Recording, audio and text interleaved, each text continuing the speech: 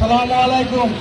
জামালপুর শহর বিএনপি কর্তৃক আয়োজিত আজকের বিএনপি জাতীয় নির্বাহী কমিটির ময়মনসিংহ প্রখর রৌদ্র বিকালে কর্মসূচি মামুন সাহেব সহ মঞ্চ উপস্থিত বিএনপি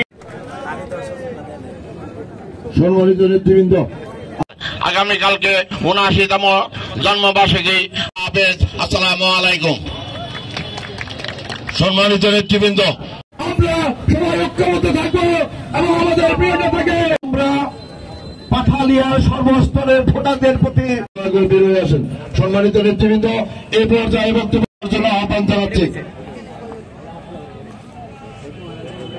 মধ্য দিয়ে জনগণের ভোটে জনগণের নির্বাচিত জনগণের কল্যাণে কাজ করা, জনগণের কাছে জবাবদিহিমূলক সরকার প্রতিষ্ঠা করবে। আজকে সেই সরকার প্রতিষ্ঠা করা বাংলাদেশের সকল পেশাজীবী মানুষের স্বপ্নের বাংলাদেশ দেখতে চায়।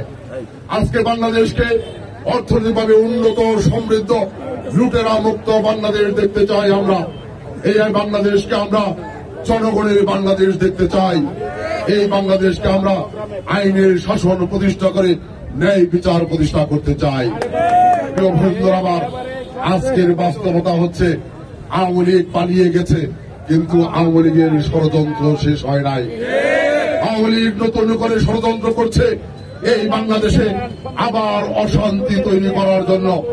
ইতিমধ্যে আপনারা দেখেছেন শেখ হাসিনা পালিয়ে যাওয়ার একদিন পরেই শেখ হাসিনার পুত্র সজীব ওয়াজেদ জয় ভারতের একটি টেলিভিশন চ্যানেলে সাক্ষাৎকার দিয়েছেন।